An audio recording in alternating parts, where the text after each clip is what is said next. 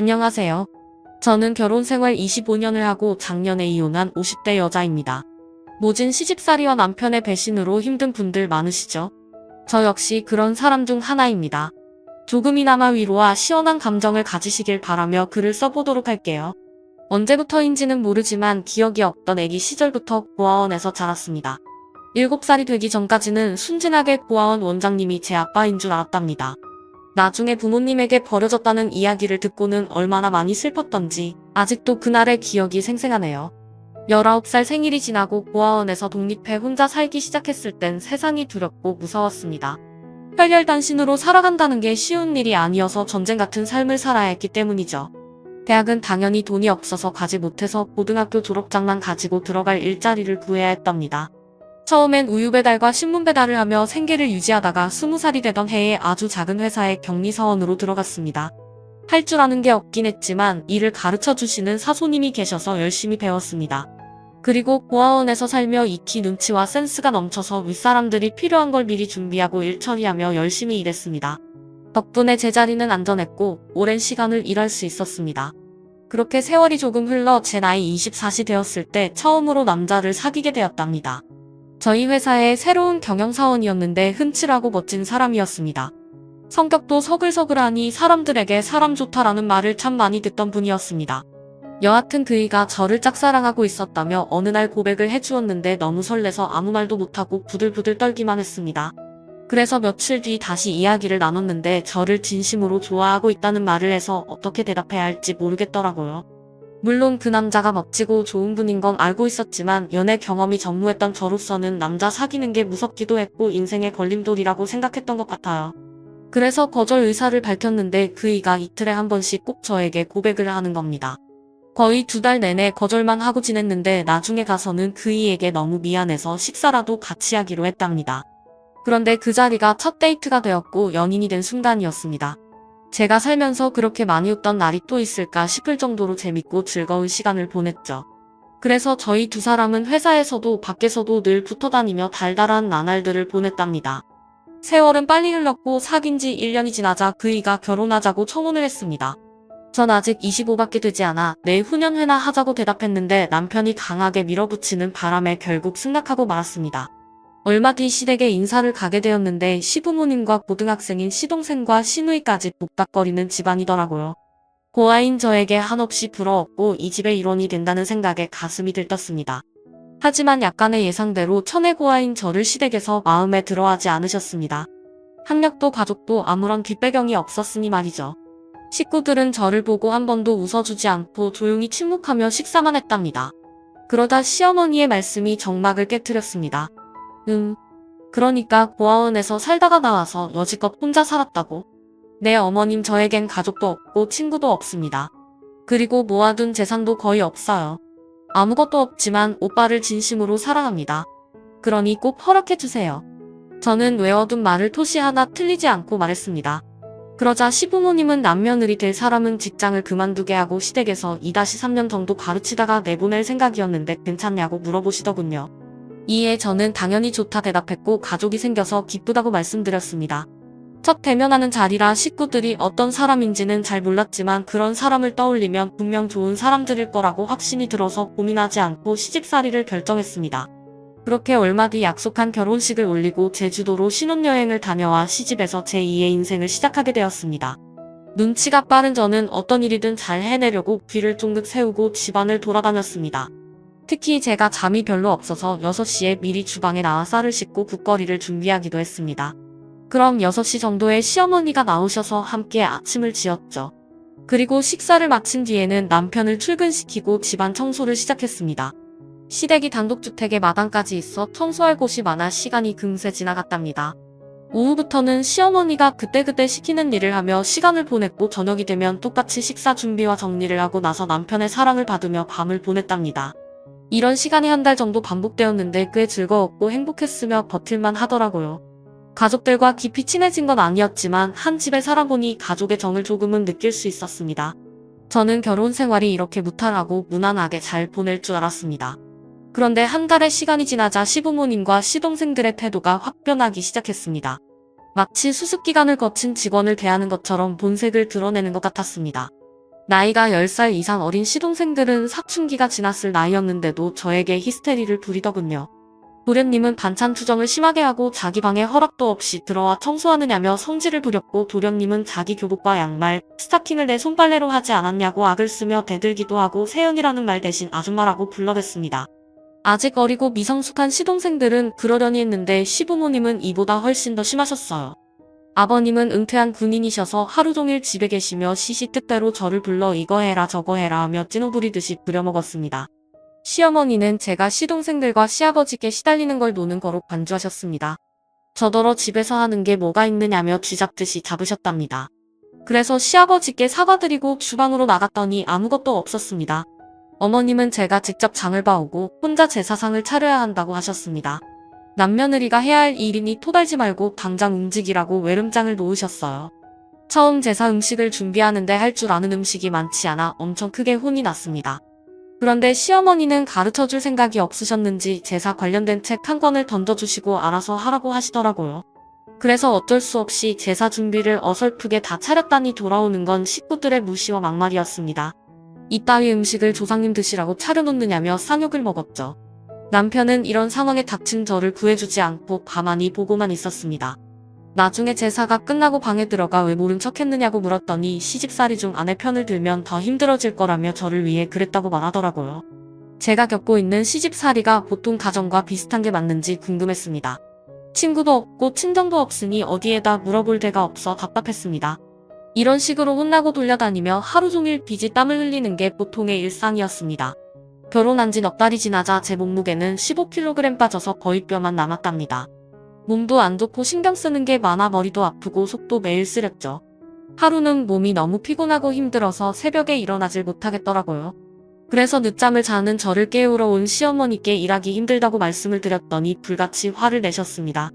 어머님, 저 몸이 너무 아파요. 열도 심하게 나고 온몸이 무거워서 움직이기 힘들어요. 그래서 어쩌라고. 난 남이 아픈 거에 관심 같은 거 없거든. 당장 나와서 우리 식구 먹을 밥 차려. 저는 기어가는 목소리로 네. 오전만 쉬면 안 될까요? 라고 애원하듯 말씀드렸더니 제가 덮고 있던 이불을 걷어내며 팔을 잡아당겨 주방까지 끌고 가셨습니다. 결국 아무도 절 구해주지 않으니 천근만큼 무거운 몸을 억지로 세워서 아침을 차렸네요. 당연히 점심과 저녁에도 시아버지가 부르시면 달려가서 바둑을 두고 어머님이 부르면 집안일과 잡다한 일을 다 했습니다. 또 공부에 전념하고 있는 시동생들에게 간식을 챙겨주려고 늦은 밤까지 잠을 자지 못하고 시녀처럼 하루를 보냈습니다. 다른 어느 곳에 이탈하지 않고 똑같이 맴도는 톱니바퀴처럼 시대간에서 미련하게 일만 한 것 같아요. 저 참 바보 같죠? 누구한테 시집살이를 배운 적도 없고 구해주는 사람이 없어 이게 맞는 거구나 하고 푸념하고 이를 악물고 버텨갑니다. 그렇게 시간이 조금 더 지나 결혼 1년 차가 되자 시부모님이 이세 이야기를 꺼내시며 혼날 거리가 하나 더 늘었습니다. 살림으로 어머님께 심하게 괴롭힘 당하고 욕을 먹었다면 손자를 낳아야 한다는 강요와 압박을 주신 건 시아버지가 심하셨습니다. 결혼한 지가 언젠데 아직도 손주를 낳지 못하냐며 내일 아침 저녁으로 으름장을 놓으셨어요. 너 도대체 뭐하는 애냐? 우리 집에서 편하게 먹고 살면서 그깟 애 하나를 못 낳는 게 말이 되느냐? 등 따시고 배가 부르게 후각만 하면서 살 생각이었느냐? 아버님 말씀이 지나치세요. 제가 이 집에서 놀고 먹다녀 하루 세끼 밥 모두 제가 차리고 빨래, 청소, 시동생들 야간까지 공부할 때 간식까지 다 만들어서 갖다 주고 있다고요. 그뿐만 아니라 허드렛 일도 모두 제가 한다고요. 그렇게 맨날 빼빠지게 일하는데 애기 가질 여유가 있겠어요? 이게 드디어 미쳤나? 야, 남며느리들은 다 그러고 살아. 게다가 넌 이렇게 좋은 집에 몸뚱아리만 들어와서 사는데 그 정도도 못 해주느냐? 하여튼 요즘 것들은 어른이 말하면 귀담아 듣지 않고 싸가지 없이 되들기만 한다니까. 옛날 같았으면 넌 벌써 빈손으로 쫓겨났어. 거기서 다 듣고 하려다가 대화가 통하지 않는다는 걸 다시금 깨달아 조용히 입을 다물고 말았답니다. 그리고 남편은 일을 다녀오면 피곤하다고 쓰러져 잠만 자서 아이를 가질 기회조차 없었습니다. 제가 아무리 달래면서 시도해보자고 해도 애정이 폭 식었는지 제 손도 잡아주지 않았습니다. 그래서 매일 잔소리와 혼나는 소리를 들으며 남며느리가 해야 된다는 일들을 쉼없이 했습니다. 해가 바뀌어서 달라지는 건 거의 없었는데 그나마 다행히게도 시동생 둘이 1년의 간격으로 대학에 들어가 독립하게 되었답니다. 그 두 사람만 없어도 얼마나 편하던지 이루 말할 수 없었어요. 늦은 밤까지 간식을 해대주지 않아도 되니 일찍 잠들 수 있었습니다. 하지만 저의 고된 시집살이는 멈출 줄 몰랐습니다. 결혼 5년 차가 될 때까지 아이가 생기지 않아 시부모님의 질책과 비난을 매일같이 들었습니다. 그러나 중에 한 줄기 빛이 있었으니 바로 약속한 5년이 지나 분가할 시기가 찾아왔답니다. 쉽게 내보내지 않으실 줄 알았는데 시부모님은 손주를 빨리 보려면 분가시키는 게 낫겠다며 저희 부부에게 아파트를 마련해 주셨습니다. 저는 속으로 만세를 외치며 해방의 기분을 만끽하며 드디어 살만한 인생을 살기 시작했습니다. 분가하고 나서는 남편에게 예쁘게 보이려고 화장도 하고 옷도 여러 벌 장만해서 꾸몄답니다. 그러자 그 이는 드디어 다시 저를 여자로 봐줬는지 매일 뜨겁고 무릇한 밤을 선물해줬습니다. 그 결과 한 달 만에 임신 소식이 찾아왔답니다. 그것도 시부모님이 그렇게 간절히 바라던 아들이 말이죠. 이 어머님은 이틀에 한 번씩은 저희 집을 찾아와서 맛있는 음식을 해주시고 떠나셨습니다. 그동안 시댁에서 쌓였던 서름과 섭섭함이 맛있는 밥 한 그릇에 내려가 버리더라고요. 제가 참 단순하죠. 그런데 누가 저만을 위해 밥을 해주는 게 거의 처음이라서 감동을 받을 수밖에 없었습니다. 저는 퇴교를 잘해서 이듬해 건강하고 귀여운 아들을 출산했습니다.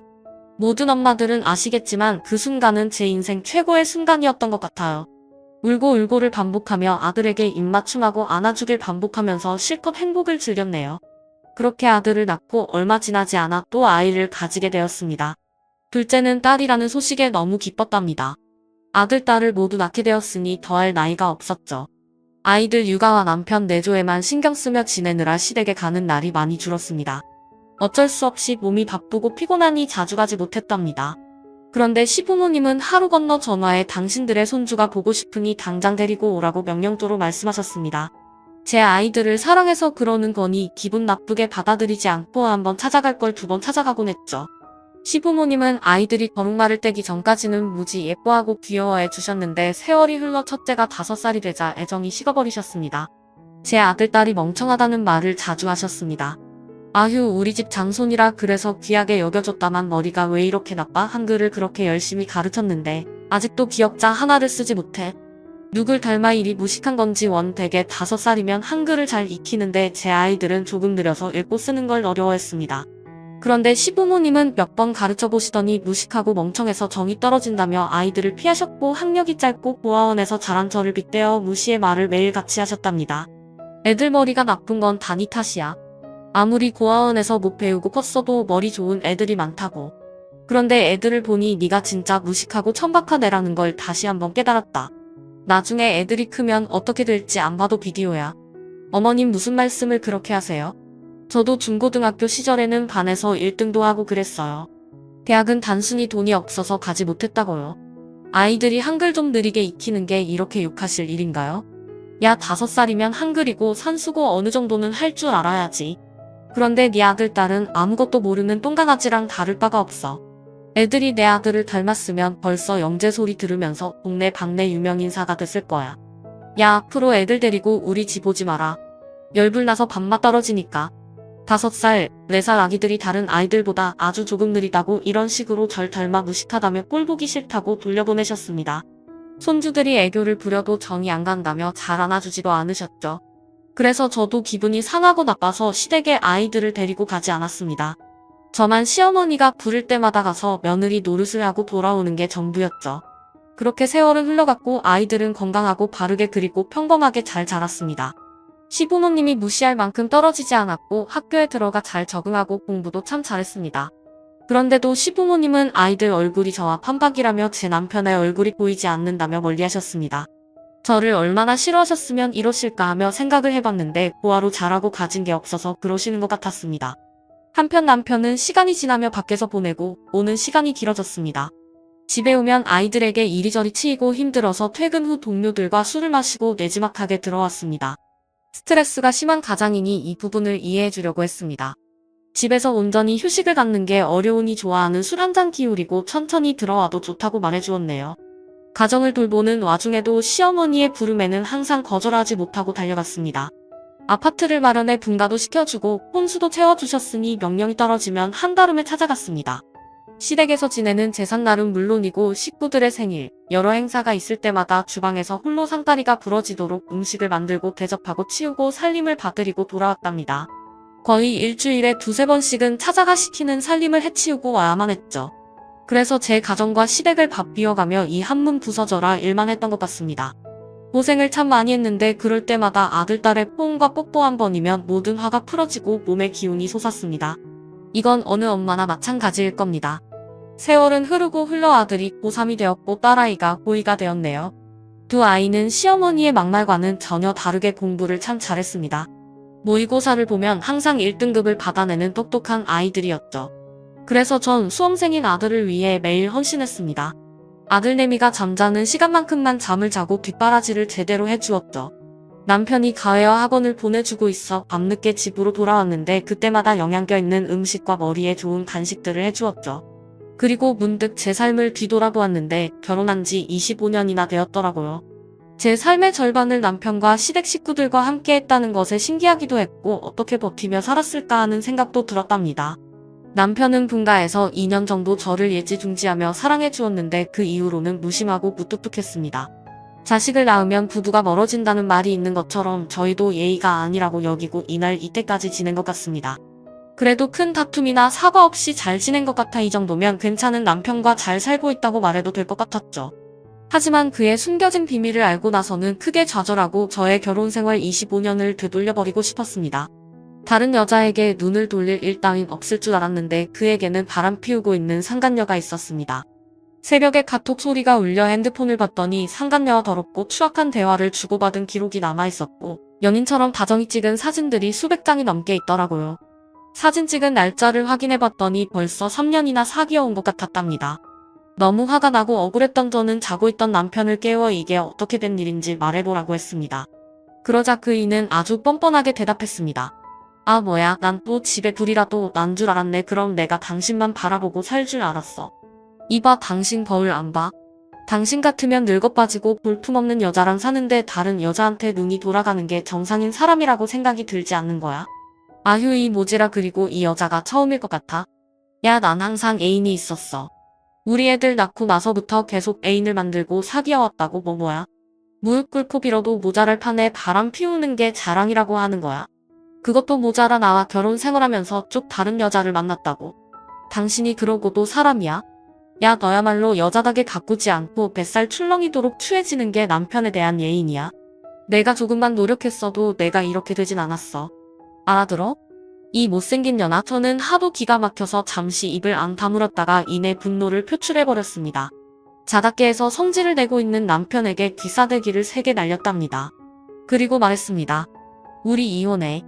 난 당신처럼 더러운 놈하고는 하루도 같이 못 살아. 애들 데리고 나가서 따로 살 거라고. 그래? 좋아 이혼해. 그런데 애들을 당신이 데리고 가겠다고? 그럼 애들 학원이고 가위고 싹 다 끊어버릴 줄 알아. 대학 등록금도 한 푼 내주지 않을 거란 말이야. 그게 싫으면 당신 혼자 나가. 적당한 위자료 해줄 테니까. 애들 가지고 협박을 하네. 매도한 배우자가 지급해야 하는 위자료가 장난 아닐 텐데. 내가 바보인 줄 아니? 이런 날이 오기 전에 벌써 변호사를 알아놨어. 증거가 없으면 소송으로 가면 위자료 안 줘도 된다더라. 의붓증 환자로 취급해서 되려 내가 위자료를 받을 수 있다고 말이야. 내가 방금 본 게 증거잖아. 그거 가지고 가서 나도 변호사를 살 거야. 증거? 어디? 같이 찍은 사진들하고 대화들 방금 다 지웠는데? 그리고 이 정도로는 외도 증거로 채택되지도 않아. 바람 피우는 현장을 잡지 않으려면 말짱꽝이라고.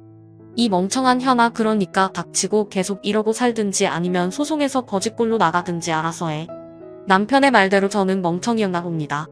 그 순간 이혼을 결정하지 못하고 계속 남아있어야겠다는 판단을 했습니다. 제 전부인 아들, 딸의 앞길을 막는 짓은 절대 하고 싶지 않아 일단은 움츠리고 조용히 살아야겠다고 결론을 내렸습니다. 행여나 부모의 이혼으로 공부를 제대로 못하거나 가해와 학원이 끊겨 뒷바라지를 제대로 못해 미래를 망칠까봐 두려웠답니다. 그렇게 이 약물고 아이들이 성인이 될 때까지 버티기로 했습니다. 아이들에겐 아무런 내색을 하지 않고 똑같이 부지런하고 살갑고 다정한 엄마로 대했죠. 그러다 얼마 뒤 김장철이 지나고 시댁에 행사가 있다는 연락을 받고 또 일하러 찾아갔습니다. 시어머니는 특별한 손님이 온다며 잔뜩 흥분되어 있었습니다. 오늘 우리 집안에 병원장 딸이 오다니. 가문의 큰 영광이다. 우리 둘째 아들의 의사랑 결혼하다니. 아이고 좋아. 어머님, 도련님이 결혼하세요? 저는 아무것도 들은 게 없었는데. 넌 내 남편이랑 대화를 안 하느냐? 하긴 너 같은 무식한 애랑 무슨 대화를 나누겠냐? 어쨌든 오늘은 특별하고 잘난 내 며느리가 오는 날이니 밥상을 거하게 차리도록 해라. 시장에 가지 말고 백화점 가서 굴비랑 비싼 재료들만 사와라. 아, 네 어머님 알겠습니다. 다녀올게요. 시어머니 카드를 받아들고 집에서 좀 거리가 있는 백화점을 찾아갔습니다. 최고급 굴비와 한우, 그리고 해물까지 장바구니에 가득 채웠답니다. 또 시어머니가 시킨 대로 수십만 원짜리 와인까지 사서 백화점을 나왔습니다. 시댁으로 돌아가 누군지 모를 여자의 초대상을 몇 시간 동안 차렸답니다. 역시나 아무도 저를 도와주지 않고 구경만 하더군요. 그래도 예전 같으면 욕을 바가지로 먹으며 음식을 했을 텐데 25년간 솜씨가 많이 늘어서 지적받는 일 따위는 없었죠. 그렇게 한참의 시간이 흐르고 초대상을 차려놓았더니 남편을 포함한 시댁 식구가 모두 모였습니다. 저는 예비 동서를 만날 생각에 화장을 하고 자리에 앉았습니다. 그랬더니 시어머니가 호통을 치시며 말씀하더군요. 야, 너 지금 뭐하냐? 설마 너도 여기 앉아있으려고? 네. 어머님, 저도 이 집 식구잖아요. 당연히 동서랑 인사해야 하는 거 아닌가요? 아서라, 내가 있을 자리가 아니야. 가방끈 짧고 모식한 고아년이 합석할 자리가 아니라고. 우리 새로운 며느리가 널 보고 크게 실망해서 결혼을 안 하겠다고 하면 어쩔 거야? 수준 안 맞으니까 넌 저기 뒷마당에 나가 있어라. 거기서 대기하다가 내 며느리가 자리를 뜨면 그때 들어와서 설거지하고 싹 다 치우고 가라. 어머님 너무하세요. 25년 동안 이 집의 며느리로 고생하면서 지냈는데 창피하고 부끄러워 하시다니요. 그리고 제가 얼마나 무직하다고 이렇게까지 하시는 거예요. 아, 그년 참말 맞네. 우린 너를 항상 쪽팔려 했어. 무식한 소리 할까 무서우니까 당장 뒷마당으로 꺼져. 빨리. 그 순간 시아버지와 시동생들 그리고 남편까지 아무런 말을 하지 않았습니다. 모두 저에게 나가 있으라고 눈빛을 보내고 있더라고요. 정말이지 쥐구멍이 있으면 그리로 들어가 버리고 싶은 심정이었습니다. 저를 내쫓으시는 걸 멈추지 않으셔서 이를 악물고 화를 참으며 뒷마당으로 나갔습니다. 날씨가 추운 겨울이어서 외투를 입고 나갔죠. 그냥 집으로 가버릴까 했는데 나중에 쓴 막말과 괴롭힘이 생각나서 시키는 대로 하기로 했습니다. 뒷마당 장독대 옆에 쪼그리고 앉아 이런저런 생각을 하며 시간을 보내고 있었는데 잠시 후 예비 동서가 집안에 들어왔는지 식구들의 호탕한 웃음소리가 울려 퍼졌습니다. 창문 너머로 슬며시 쳐다봤는데 아주 메인인 여자가 조신하게 앉아 제가 차린 밥을 먹고 있더라고요. 시동생이 어디서 저런 잘난 여자를 만났는지 이해가 되지 않을 정도로 가분해 보였죠. 그리고는 다시 장독대 옆에 앉아 손님이 빨리 떠나기만을 기다렸습니다. 손과 귀가 빨개져서 핫팩으로 이리저리 비비며 추위를 버텼습니다. 약 1시간이 지나자 집안이 조용해졌고 제가 들어갈 때가 왔나 싶어 창문 너머 바라봤는데 시댁 식구들이 아직 그대로 앉아있는 걸 보고 다시 장독대 옆 제자리에 앉았습니다. 사람은 적응의 동물이라 그런지 추운 날씨에 적응한 저는 갑자기 찾아온 졸음을 쫓지 못하고 잠에 들고 말았답니다. 그런데 그 순간 예상치 못한 일이 벌어졌습니다. 예비 동서가 밥을 먹고 집을 한번 둘러보고 있었는지 뒷마당까지 와서 잠이 들어 쓰러져 있는 저를 발견했습니다. 어머나 이봐. 여기서 왜 쓰러져 계신 거예요? 아, 저는 그러니까. 아, 깜빡 졸았네. 눈앞에 예비 동서에게 제가 누군지 확실하게 대답하지 못하고 머뭇거리자 그녀가 갑자기 저를 와라 끌어안더군요. 그리고 흐느끼며 눈물을 흘리기 시작했습니다. 말숙이 언니 맞지? 언니 내가 얼마나 찾아다녔는데 말숙이 언니. 제 이름을 어떻게 아세요? 저기 이거 좀 놓고 말하세요. 전 아가씨가 누군지 모르겠다고요. 언니 나야. 세강고아원에서 언니 껌딱지로 지내던 혜경이라고 언니가 날 오버키웠잖아.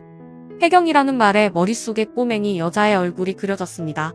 제가 고아원에서 10살 어린 동생을 많이 예뻐하고 언니 노릇을 해준 적이 있었는데 그 아이가 바로 눈앞에 있는 예비 동서였던 겁니다.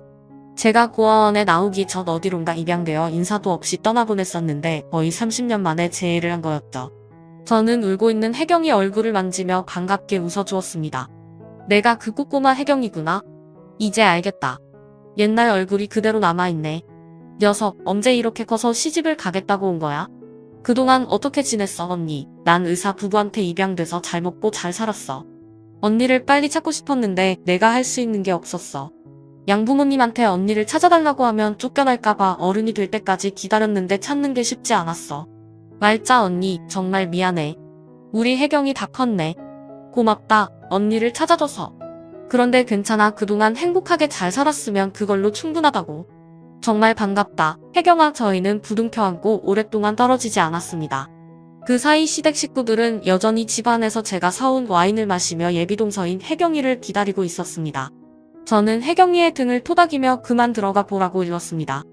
혜경아, 그만 들어가. 어른들 기다리시겠다. 응. 언니 그런데 왜 여기 있는 거야? 왜 여기서 쓰러져 자고 있던 거냐고. 저는 제 상황을 인지하고 사실을 말해주기로 했습니다. 혜경이가 결혼 전 시댁 식구들이 어떤 사람들인지 알려줄 생각이었죠. 처음 결혼 후 5년 동안 개처럼 시집살이한 것과 자식을 낳고 무시를 당하며 식모처럼 살아온 것도 남편이 바람을 쭉 피워왔고 지금도 외도 중인데다 이혼을 하지 못하고 참고 있다는 것까지 모두 말해주었죠. 그러자 혜경이가 눈물을 거두고 붕괴한 표정을 지었습니다. 뭐? 그게 사실이야? 이 집 식구들이 언니를 그렇게 괴롭혔다니. 언니, 나 이 결혼 안 할래. 남편이 아무리 잘해줘도 언니에게 이런 모욕과 수모를 준 사람들이라면 더 볼 필요도 없다고. 언니, 내 손잡고 같이 들어가자. 들어가서 내 결혼 파토 내고 언니도 이혼하겠다고 통보해. 내가 이혼 전담팀을 꾸려줄 테니까 아무런 걱정하지 말고. 혜경아, 그게 정말이야? 그럼 나 아이들하고 살면서 뒷바라지를 계속할 수 있을 만큼 위자료를 받을 수 있는 거야. 그렇게 해줄게. 만약 안 되면 내 돈을 줄 테니까 무조건 이혼해. 아이고, 이 순진한 언니야. 저런 인간을 참아주고 미련하게 살 생각을 하다니. 빨리 따라와. 내가 다 해결해 줄 테니까. 혜경아. 그래서 전 예비동생의 손을 잡고 시댁 안으로 들어갔습니다. 시댁 식구들은 그런 저희 모습을 보고 소스라치게 놀랐더군요. 특히 시어머니는 귀신이라도 본 듯이 경악했습니다. 내가 왜 제 손을 잡고 들어오는 거니? 혜경이가 어이없다는 헛웃음을 뱉고 대답했습니다. 어이가 없네요. 여기 계신 분들은 모두 인간 이하의 존재들이네요. 멀쩡한 가족의 말자 언니를 병원장 딸인 저에게 보여주는 게 창피해서 뒷마당에 방치하는 게 말이 됩니까? 어쩜 다들 하나같이 쓰레기 같으세요? 세아가 내가 뭔가 오해를 한 모양인데 귀가 입맛이 없다 해서 밖에 나가 있던 거야. 그리고 내가 추우니까 들어와 있으라니까 자기가 먼저 잘난 동생 옆에 있으면 비교될 것 같다면서 자리를 피한 거라고. 거짓말을 눈 하나 깜짝 안 하고 뻔뻔하게 아주 잘하시네요. 이봐요 아주머니, 이 언니는 내가 고아원에서 지낸 3년의 세월을 엄마처럼 보듬어주며 키워준 사람이에요. 나한테는 이 세상 누구보다 귀한 존재라고요. 그런데 감히 당신들이 말자 언니를 평생 괴롭히고 갈 시에 오늘은 병원장 딸이 온다고 쪽팔린 존재니 쫓아냈다가 밥상 치우라고 시켰다면서요. 정말 상종도 하기 싫은 개같은 집구석이네요. 나 이 결혼 안 할 거니까 그런 줄 아세요. 그리고 아주머니, 말자 언니를 두고 계속 바람 피웠다면서요. 내가 이혼 전담팀을 꾸려서 본때를 보여줄 테니까 각오하고 있어요. 그동안 댁들이 언니한테 빼앗아가고 부려먹던 모든 것들을 하나도 빠짐없이 받아줄 테고 생지옥이 뭔지 보여드릴 겁니다. 알아들어요? 혜경이의 무서운 경고에 겁을 먹은 시어머니가 말을 더듬거리며 대답하더라고요. 예, 그러니까 우리 둘째랑 결혼 패토 내고 첫째를 이혼시키겠다고. 이러지 마라. 우리끼리 잘 해결하면 되잖니. 그러자 시동생 얼굴이 사색이 된 얼굴로 말을 이었습니다. 아, 안 돼. 혜경이 오빠들 변호사야. 대한민국 최고의 로펌에서 일하는 간부들이라고. 엄마, 결혼 패토만 문제가 아니라 형 인생이랑 엄마 아버지 인생까지 조져버리고도 남을 사람이야. 로펌에서 호랑이로 불리는 사람들이란 말이야. 우리 빌어야 해. 형수한테 빌어서 고소를 막아야 한다고. 시동생이 구구절절 혜경이 오빠들이 얼마나 무서운 변호사들인지 설명하며 인생 끝장나기 싫으면 다들 용서를 구해야 한다고 설명하더군요. 이에 남편과 식구를 모두 시퍼렇게 질린 얼굴로 나란히 무릎을 꿇었습니다. 먼저 시동생이 저에게 용서를 구하고 혜경이와 결혼을 꼭 하자며 달래는 말을 했고 남편이 저를 올려다보며 두 손을 빌며 사과했습니다. 여보, 내가 미안해. 바람 피운 건 무슨 변명으로도 용서가 안 된다는 거 알아. 하지만 우리 함께 지낸 세월이 있는데 꼭 소송으로 가야겠어? 나 지금 만나는 여자 바로 정리할게. 그리고 당신에게 최선을 다하는 남편이 될 테니까 한 번만 기회를 줘. 참, 그 당당하고 뻔뻔한 놈은 어디를 가고 꼬랑지 내린 강아지가 된 거야. 왜? 혜경이 집안이 어마무시해서 겁나니? 야, 내가 너 같은 놈하고 결혼해서 험난하고 힘들게 산 걸 생각하면 가슴이 터질 것 같아. 그래도 애들을 보고 참고 참아왔는데 바람을 피워 성실한 남편으로 연기하고 기만하면서 절대 용서 못해. 어머님, 아버님, 도련님, 아가씨도 다 마찬가지예요.